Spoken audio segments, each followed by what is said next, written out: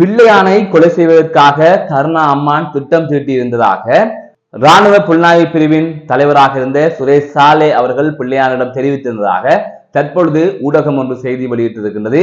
பின்னணியில் என்ன நடந்தது என்பது தொடர்பாகவும் இதிலே விரிவாக குறிப்பிடப்பட்டிருக்கிறது. இது தொடர்பான செய்தியை இந்த தொகுப்பிலே பார்க்க இருக்கின்றோம்.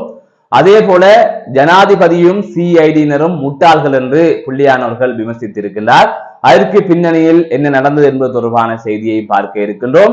அதை தவிர புலிகளை காட்டிக் கொடுத்தவர் தான் யாழ் போதனா வைத்தியசாலையின் பணிப்பாளர் சத்தியமூர்த்தி என வைத்தியர் நாடாளுமன்ற உறுப்பினர் அர்ச்சுனா ராமநாதன் அவர்கள் நாடாளுமன்றத்திலே தெரிவித்திருக்கின்றார். இந்த முக்கியமான 3 செய்திகள் தொடர்பில் தான் இந்த தொகுப்பிலே விரிவாக பார்க்க இருக்கின்றோம். அதற்கு முதல் JK ரிப்போர்ட் எனப்படுகின்ற இந்த யூடியூப் சேனலை சப்ஸ்கிரைப் செய்து கொள்ளுங்கள்.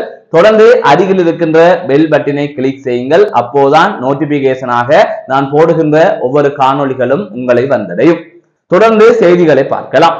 பிள்ளையான் அவர்களை கருணா அம்மான், அதாவது விநாயகமூர்த்தி முரளிதரன் என அழைக்கப்படுகின்ற கருணா அவர்கள் கொலை செய்வதற்கு திட்டம் தீட்டி இருப்பதாக ராணுவ புலனாய்வு பிரிவின் தலைவராக இருந்த சுரேஷ் சாலே அவர்கள் பிள்ளையானிடம் தெரிவித்ததாக, அதாவது முன்னாள் ராஜாங்க அமைச்சர் சிவனேசந்துரை சந்திரகாந்தனிடம் தெரிவித்ததாக தற்பொழுது டெய்லி மிரர் செய்தி வெளியிட்டிருக்கின்றது.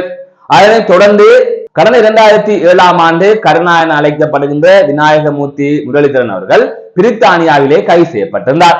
அதாவது 2007ஆம் ஆண்டு நவம்பர் மாதம் 2ஆம் திகதி அளவிலே அவர் அங்கு கைது செய்யப்பட்டிருந்தார். போலி கடவுச்சீட்டை பயன்படுத்தி பிரித்தானியாவிற்குள் நுழைந்தார் என்கின்ற குற்றச்சாட்டின் அடிப்படையிலே இவ்வாறு கருணா பிரித்தானியாவில் கைது செய்யப்பட்டதாக தெரிவிக்கப்பட்டிருக்கின்றது. இந்த நிலையில் அந்த கடவுச்சீட்டை யார் வழங்கி இருக்கின்றார்கள் சொன்னால் இலங்கையின் தேசிய புலனாய்வு சேவைதான் அந்த கடவுச்சீட்டை கருணாவுக்கு வழங்கி இருக்கின்றது.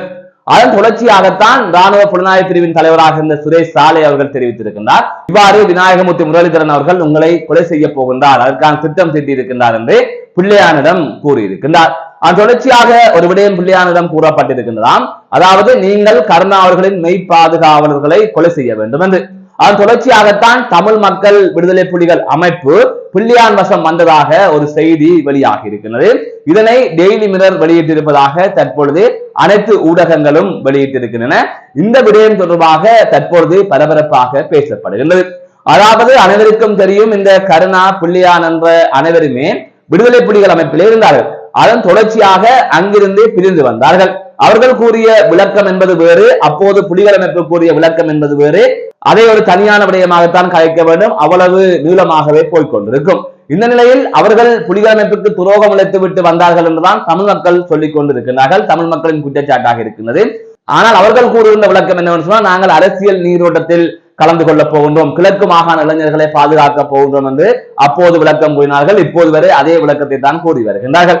ஆகவே இவ்வாறு தற்பொழுது இருவருமே இருக்கின்றார்கள். ஆனால் அந்த காலகட்டத்திலே ராணுவ புலனாய்வு பிரிவு பிள்ளையானை தமிழ் மக்கள் விடுதலை புலிகள் அமைப்பின் தலைவராக கொண்டு வருவதற்கு முயற்சி செய்திருக்கின்றது, விரும்பி இருக்கின்றது என்றுதான் சொல்ல வேண்டும். எனவே அதன் பின்னணியில் ஏதோ ஒரு நிகழ்ச்சி நிரல் அடங்கி இருக்கின்றது என்பதை ஓரளவுக்கு ஊகிக்கக்கூடிய வகையிலே இருக்கும். ஆகவே இவ்வாறு புலிகள் அமைப்பில் இருந்து பிரிந்து சென்ற இருவருக்கும் இடையிலே அப்போது மோதல்கள் இருந்ததாக கூறப்படுகிறது. இப்போது கூட இருவருக்கும் இடையிலே பனிப்போர் இருக்கின்றது. அது பெரிய அளவிலே வெளியே தெரியாவிட்டாலும் மாறி மாறி விமர்சிப்பது இருந்து கொண்டுதான் தொடர்ந்து கொண்டுதான் இருக்கின்றது.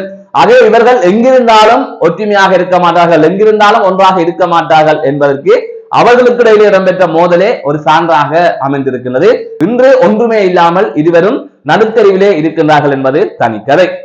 மற்றொரு செய்தியாக ஜனாதிபதி அனுரகுமார திஸ்ஸநாயக்கவும் சிஐடியினரும் முட்டாள்கள் என்று முன்னாள் ராஜாங்க அமைச்சரான சிவனேசந்துரை சந்திரகாந்தன் அவர்கள் தெரிவித்திருக்கின்றார்.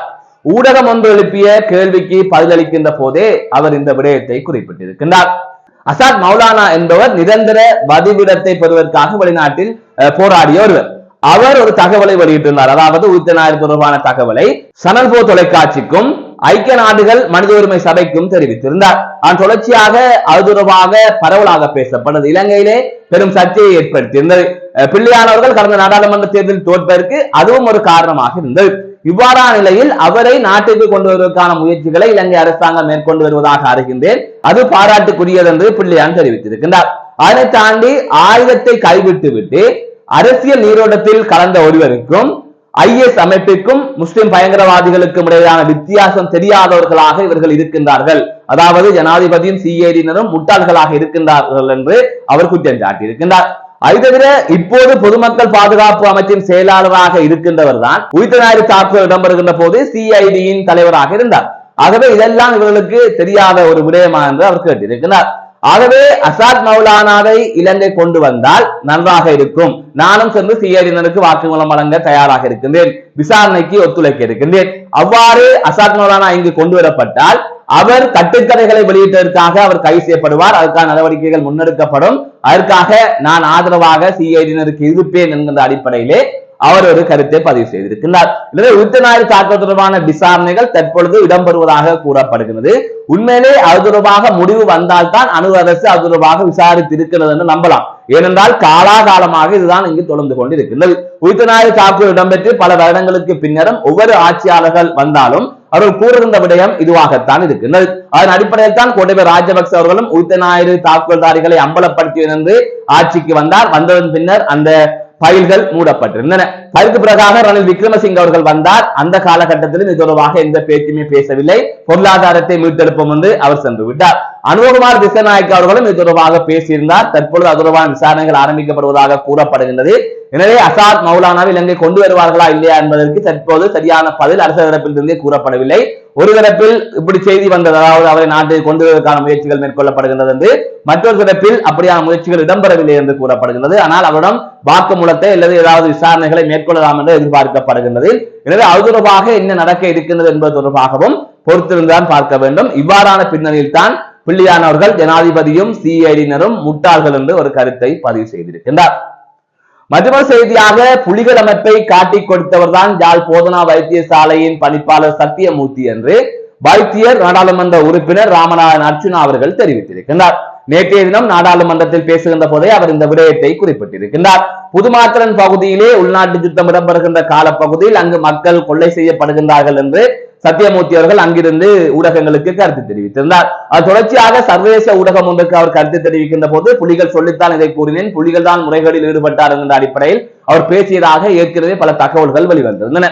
இந்த நிலையில் அந்த சம்பவத்தை சொல்லித்தான் புலிகளை காட்டிக் கொடுத்தவர் தான் யாழ் போதனா வைத்தியசாலையின் பணிப்பாளராக இருக்கின்ற சத்தியமூர்த்தி என்றும், அதற்கு பிரதிபலனாகத்தான் அமைச்சரவை அனுமதியுடன் அவரை நிரந்தரமாக யாழ் போதனா வைத்தியசாலையில் பணிப்பாளராக வைத்திருக்கின்றார்கள் என்ற அடிப்படையிலும் அவர் பேசியிருக்கிறார். அதை தாண்டி வெளிநாடுகளில் இருந்து யாழ் போதனா வைத்தியசாலைக்கு சத்தியமூர்த்திக்கு நிதி வருகின்றது, அது தொடர்பாக சுகாதார அமைச்சுக்கு தெரியுமா என்று கேள்வி எழுப்பியிருக்கிறார்.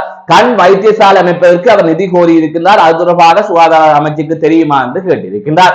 தற்பொழுது சுவிஸிலிருந்து அடியாட்கள் வந்திருக்கிறார்கள். அவர்களுடன் சேர்ந்து வெளிநாட்டில் இருக்கின்ற பணத்தை, அதாவது புலிகளின் தலைவரின் கருப்பு பணத்தை அங்கிருந்து இங்கு கொண்டு வர முயற்சிக்கிறார்கள். அதாவது புலிகள் அமைப்பின் பணத்தை இங்கு கொண்டு வருவதற்கு முயற்சி செய்கிறார்கள். அது தொடர்பாக சுகாதார அமைச்சுடன் டீல் இருக்கின்றதா என்பது தொடர்பான கேள்வியையும் அவர் எழுப்பியிருக்கின்றார்.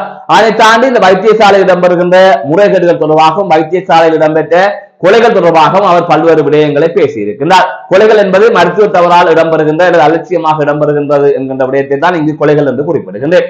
அதன் அடிப்படையில் மன்னார் மாவட்ட பொது வைத்தியசாலையில் சிந்துஜா எனப்படுகின்ற இளம் தாய் உயிரிழந்தது தொடர்பாக அவர் பேசியிருந்தார். கிளர்ச்சி இடம்பெற்ற சம்பவம் தொடர்பாகவும் சாவச்சேரி வைத்தியசாலை தொடர்பாகவும் முஸ்லிம்களுக்கு இடம்பெற்ற சம்பவம் தொடர்பாகவும் அவர் நாடாளுமன்றத்திலே தீவிரமாக பேசியிருந்தார். இதன் பின்னணியில் தான் யாழ் போதனா வைத்தியசாலையின் பணிப்பாளர் தொடர்பாகவும் அவர் பேசியிருக்கின்றார். மீண்டும் ஒரு காணொலி சந்திக்கின்றேன். நான் நடராஜா ஜெயகாந்த்.